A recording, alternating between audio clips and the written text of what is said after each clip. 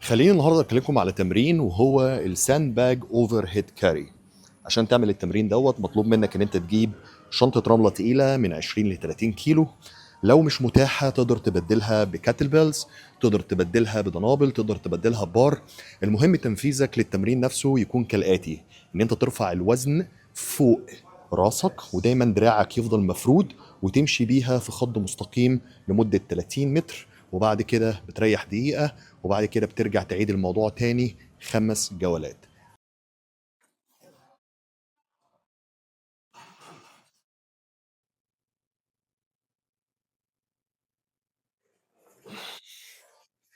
التمرين يبان ان هو شكله بسيط بس هو مش بسيط.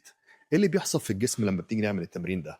اللي بيحصل ان كتافك بتفضل دايما شايله الوزن لفوق، الجذع عندك بيمنع ظهرك ان هو يتقوس، الحوض عندك بيفضل ثابت، ورجليك بتفضل ماشيه في خط مستقيم.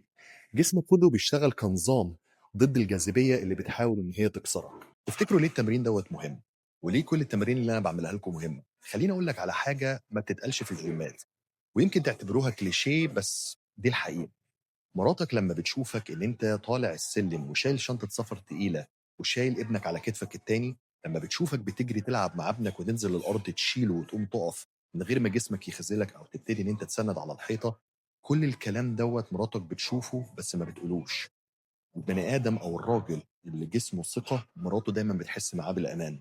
جربوا ان انتوا تزودوا التمرين دوت مع تمارين الجيم اللي انتوا بتعملوها من مرتين لثلاث مرات في الاسبوع، 5 جولات وراحه دقيقه ما بين كل جوله والتانيه. ولو حابين تتمرنوا معايا بنفس الطريقه اذا كانت في الجيم او اونلاين، ابعتوا لي كلمه جاهز في الدي ام وانا برد عليكم على طول. شكرا ومع السلامه.